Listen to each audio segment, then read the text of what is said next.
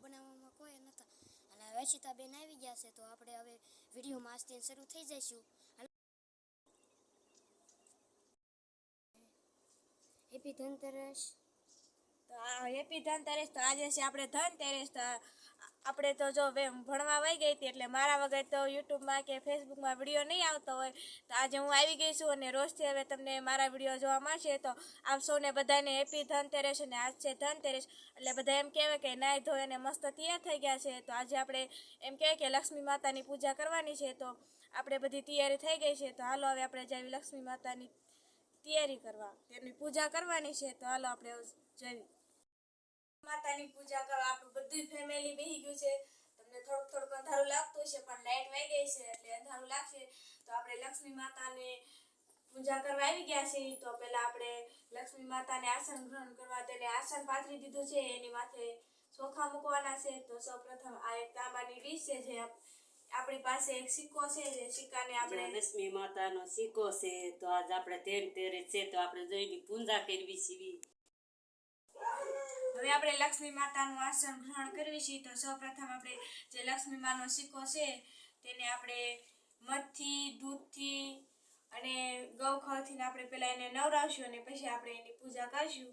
તો સૌથી પહેલાં આપણે અગરબત્તીનું કરી વાળું પહેલાં આપણે દીવો પ્રગટાવી વાળશું. ઘીનો દીવો કર્યો છે આપણે.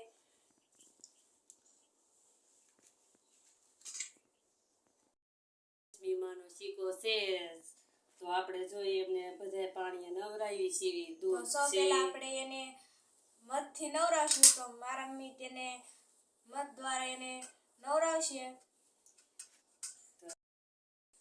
હવે આપણે ગૌખળ નાખીશું, પછી દૂધ નાખશું. તો ગૌખળ નાખીને હવે આપણે તેને દૂધથી નવરાવીશું. આપણે પાણી લીધું. મઘા વસ્ત્રનું પાણી એટલે કે એને ગંગા સમાન ગણવામાં આવે છે. તો એ પાણીથી આપણે લક્ષ્મી માતાને નવરાવીશું અને ત્યાર પછી આપણે એને કુમકુમના સાનલા કરીશું.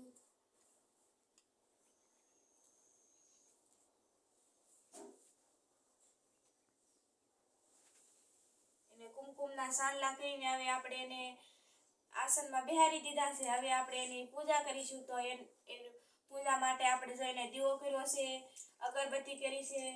હવે એને આપણે નમન કરીશું લક્ષ્મી માતાને કે આપણા ઘરમાં દીવો ઉપર મૂકી દો કડીક અને આમ છે ને ઓલ્યા પણ દીવો કરો ઉપલા ખાનામાં હાથ્યાના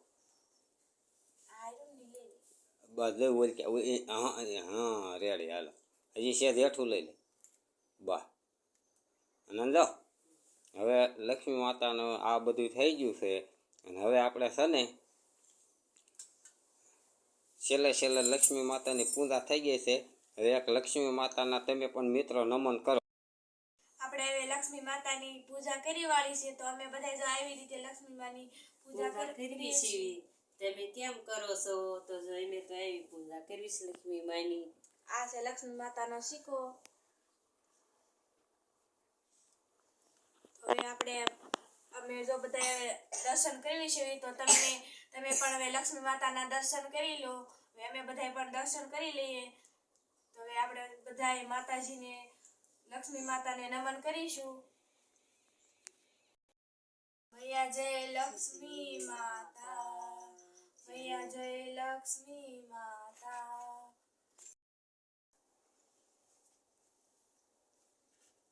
હવે આપણે લક્ષ્મી માતાની પૂજા થઈ ગઈ છે. તો હાલો બધા પગે લાગી લો લક્ષ્મી માતાને.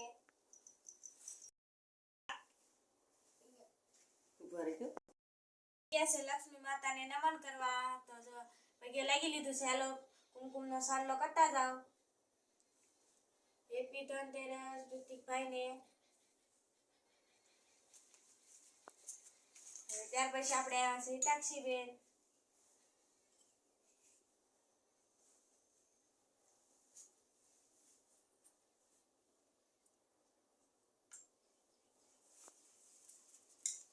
હવે એમ કહેવાય કે આપણે મોટા ભાઈનો વારો આવી ગયો છે.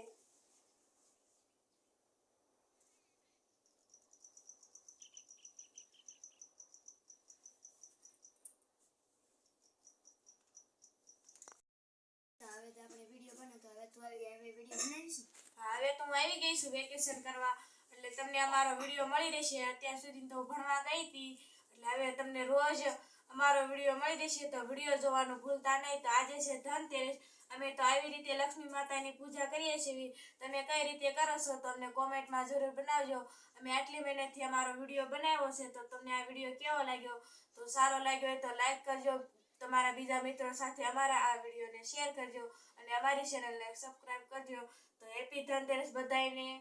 અને આવતા તો આપણે નવા વિડીયોમાં તમને મળીશું.